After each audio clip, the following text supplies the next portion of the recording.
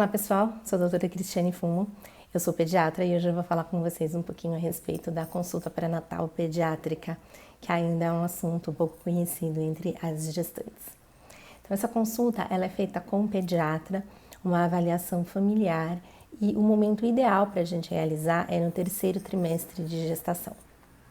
Quando a gente tem gestantes que têm alto risco, sejam elas porque são mães adolescentes, com mais idade, com algum problema de saúde nela ou no feto, gemelares, o ideal é que a gente faça isso assim que começa o terceiro trimestre para a gente conseguir passar todas essas informações. E o que consiste então essa consulta de pré-natal pediátrico? Então a gente se apoia em alguns pilares. O primeiro deles é a gente saber como é a saúde da mãe. Então a mãe tem algum problema de saúde? Seja algo que se desenvolveu durante a gestação, seja algo que ela já apresentava de problema de saúde anteriormente, que pode interferir nessa gestação ou mesmo na saúde do bebê após o nascimento. Dentro dessa avaliação da saúde materna, é importante que o pediatra cheque mais uma vez a carteira vacinal das gestantes.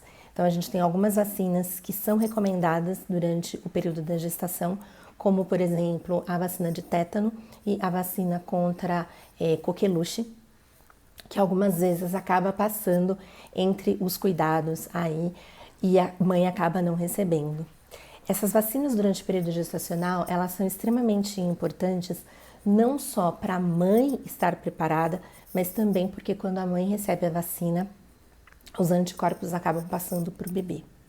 As gestantes que estão grávidas durante o período da circulação do vírus da influenza também devem receber a vacinação ainda durante a gestação. Ainda em relação à vacina, uma coisa que ainda é pouco discutida é a questão da vacinação em casulo. O que é isso? O bebê ele não vai conviver somente com a mãe, vai conviver com o pai, com outros irmãos, com tios, com avós. E aí a gente tem que checar como está o calendário vacinal de todas essas pessoas. O bebê ele só vai completar o calendário vacinal dele por volta de 1 ano de vida, entre receber aí pelo menos a vacinação básica, isso sem contar os reforços. O que a gente tem então aí de estratégia para conseguir proteger essa criança de várias outras doenças infecciosas?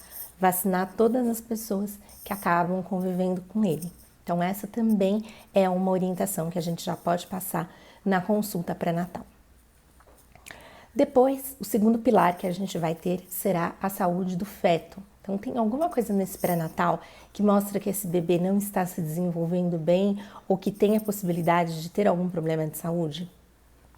E aqui, tanto a gente pode falar de malformações, que a gente sabe que vai trazer algum cuidado especial para esse recém-nascido, como alterações que são comuns nos exames de pré-natal e que às vezes as famílias ficam muito preocupadas e que a gente pode ter uma conversa bastante franca aí com a família a respeito do que isso significa. Eu já conheci casais que ficaram muito preocupados com alterações nos vasos do cordão umbilical, estavam extremamente desesperados em relação a isso e uma conversa simples deixou-os bem mais tranquilos para poderem curtir bem aí o período de gestação. E mesmo sendo um problema que a gente tem que se preocupar, é legal a gente passar todas as informações de como a gente vai encarar isso, quais são as medidas preventivas, quais são os exames que a gente tem que fazer quando esse bebê chegar. Terceiro pilar extremamente importante da gente conversar a respeito dos cuidados com o recém-nascido é a questão da alimentação, né? Então, essa mãe tem alguma contraindicação a amamentar? Essa contraindicação ela é real? Então, eu também já recebi pacientes que recebiam medicações que os médicos sabiam que eram medicações seguras durante a gestação, mas que passaram as informações para a mãe que essa medicação não era segura para amamentar. E a gente quase perdeu uma oportunidade de amamentação. Felizmente, essa família veio rapidamente no consultório e eu consegui o contato com esse especialista e falar, não, essa medicação ela é segura mesmo para quem está nutrindo. Então, isso é algo que a gente já pode fazer antecipadamente para evitar que a gente tenha uma falsa contraindicação à amamentação. E se essa mãe realmente tiver algum problema para amamentar, indicar quais são as formas que a gente tem de fazer a suplementação. Então a gente sempre pensa em suplementação com mamadeira. Acho que a mamadeira é o jeito pior que a gente tem de suplementar e passar todas essas outras informações de como a gente pode fazer com copo, com translactação, com outros aparelhinhos que a gente tem que simulam mais a mamada no seio. Outra coisa que é legal a gente fazer é avaliar a condição de amamentação dessa mãe. Então, ela está disposta a amamentar? Se não está disposta, vale a pena a gente tentar insistir um pouquinho com todas as coisas boas que a amamentação traz, tanto para a mãe quanto pro bebê. Quem vai ficar com essa mulher depois do parto? É a mãe, é uma irmã, é uma cunhada, é uma sogra? Essas mulheres, elas tiveram boas experiências com a amamentação ou não? Existe alguma coisa na anatomia dessa mãe que pode a gente já pensar que vai ter algum problema na amamentação? Um bico invertido, um mamilo plano, que a gente pode pensar em estratégias de como a gente pode fazer essa amamentação acontecer de uma forma melhor? Outra coisa que eu vejo muito importante passar para as mães é que no começo a gente tem a tal palavra que toda mulher aprende depois do parto, né? A famosa e temida pojadura, que nada mais é do que a descida do leite. Demora uns dias para ter uma produção maior do leite. Muitas vezes nesse período o bebê perde um pouco de peso, então é importante a gente passar para as famílias o quanto é o esperado da perda de peso e que essa descida do leite ela demora mesmo um pouquinho, mas que ela é facilitada pela amamentação. Então, se a gente suplementa o bebê com a mamadeira, vai demorar ainda mais tempo para esse leite acabar aumentando a produção. O principal fator para aumentar a produção do leite é o bebê sugando o peito. Lembrar que quando a gente tem condição de dor, quando a gente tem condição de estresse, atrapalha também essa questão da pojadura. Então, tudo aquilo que a gente conseguir passar para a mãe de posição de mamada, correção de pegada, posições alternativas de amamentar. Quando a gente tem gestação múltipla, como que a gente pode fazer essa amamentação de uma forma que dê mais tempo para a mulher? Então, a gente ensina como que a gente vai amamentar de forma simultânea com os bebês sentadinhos.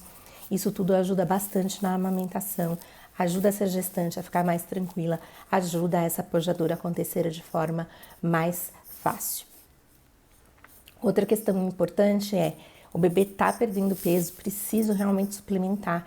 Esses são casos mais raros, mas acontece no consultório e a gente tem que indicar também outras maneiras, além da mamadeira, de fazer isso para estimular.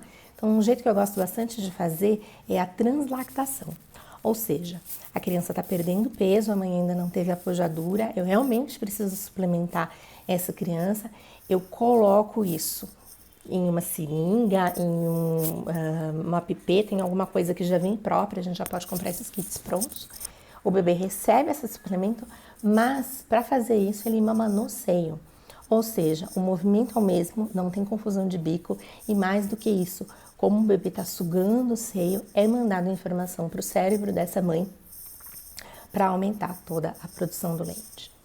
Outra coisa que as mães têm muita dúvida é a questão de hábito intestinal do bebê. Então, o bebê que mama no peito, ele pode fazer cocô desde todas as vezes que mama até uma vez na semana e isso não é um problema.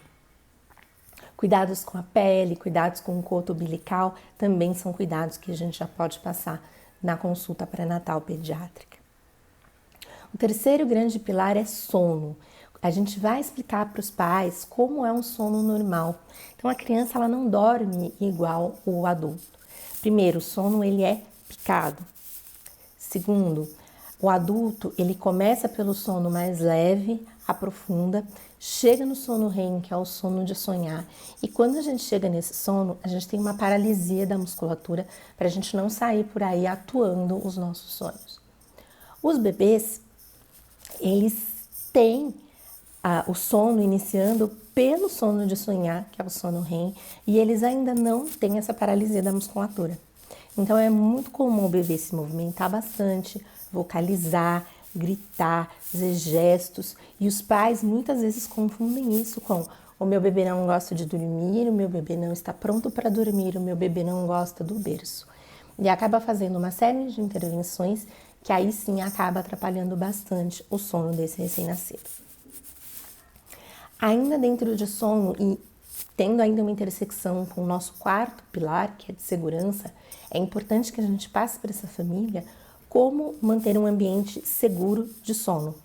Então, a maioria dos pais ficam muito bravos quando chegam pra gente, já na consulta pediátrica, com um recém-nascido e mostram aquela foto linda do quarto, aquele berço cheio de bichinhos, protetor do berço, e aí compra um ninho e compra uma almofada. A gente manda tirar tudo isso. Eles ficam um pouco bravos porque gastaram bastante dinheiro com essas coisas. Então, um berço seguro é um berço que vai ficar pelo menos até os 6 meses desse bebê dentro do quarto dos pais, e é um berço que não tem nada. É um berço feito de material sólido, então a gente tem selo do 1 metro para poder garantir que tudo isso seja seguro. Ele não tem protetora de berço, ele não tem nada além do colchão e do bebê. O sono seguro do bebê, ele é baseado no ABC em inglês, que é Alone Back Crib, que em português fica o sono do bebê sozinho no berço de barriga para cima. Então, outra coisa que a gente tem que orientar e que os pais às vezes estranham, a gente não coloca a cabeça do bebê na cabeceira do berço, a gente põe o pé do bebê no pé do berço. Por que isso? Porque qualquer coisa que fique solta nesse berço pode acabar contribuindo para a morte súbita dessa criança. Então, a gente deixa a coberta presa no pé do berço, passa essa coberta nessa região aqui do bebê e deixa a mãozinha para cima. Outra coisa que a gente não deve ter no berço para o recém-nascido: travesseiro. Ah, mas não é incômodo para o bebê dormir sem travesseiro? É incômodo para a gente dormir sem o travesseiro, porque a nossa cabeça é proporcionalmente menor ao nosso corpo quando a gente compara com o bebê. A cabeça do bebê ela é proporcionalmente maior, então para ele ficar ali no plano é o que é confortável. E lembrar que tudo aquilo que tem dentro do berço, fora do bebê, é algo que vai contribuir para a morte dessa criança, para o sufocamento dessa criança. Posição de dormir. Eu ainda vejo muita gente não receber orientação de como colocar esse bebê para dormir, ou receber uma orientação que desde que eu estava na faculdade já é uma orientação velha, que é colocar o bebê para dormir de lado. Então lembre, o B, seja no inglês, seja no português, um dos Bs é sempre de barriga para cima. Essa única medida reduz em 70% essa questão de morte dos bebês enquanto eles estão dormindo. Eu já postei uma figura bem legal mostrando como fica estômago, ou melhor, esôfago e traqueia, que são os caninhos que vão levar o ar para o pulmão e o alimento para o estômago quando a gente está de barriga para cima, quando a gente está de lado e quando a gente está de barriga para baixo. Então, o maior risco da criança engasgar, aspirar, ter algum problema se ela voltar a leite é quando ela não está de barriga para cima. Então, essas informações também é extremamente importante a gente passar para os pais. Uma outra coisa que eu vejo de bastante confusão é roupinha, né? Então, isso ainda tem a ver com sono.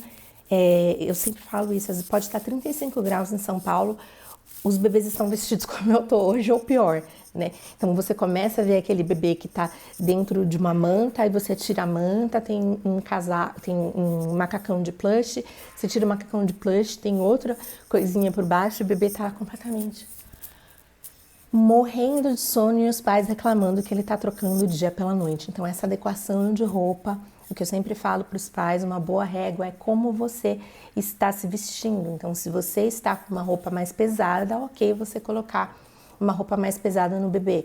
Se você não está com 2 camadas e uma coberta, não precisa colocar tudo isso no neném.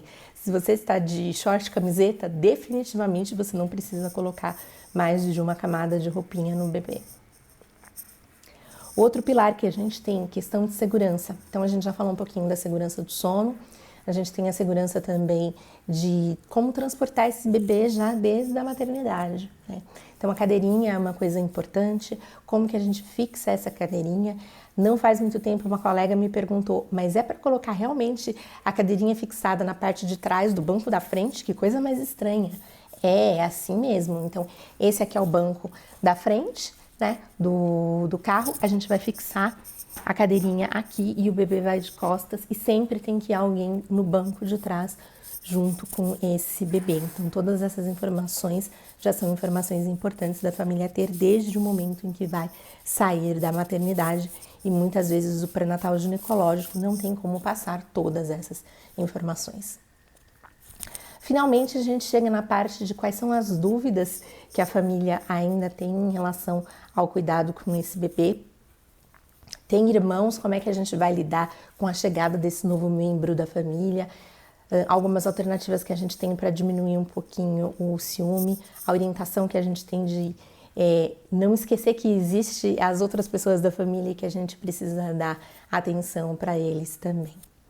Eu espero que nesses poucos minutos eu tenha conseguido passar aí para vocês algumas informações que façam vocês entenderem um pouquinho melhor a importância da avaliação pré-natal pediátrica para a chegada desse novo membro da família. Obrigada pela atenção de vocês.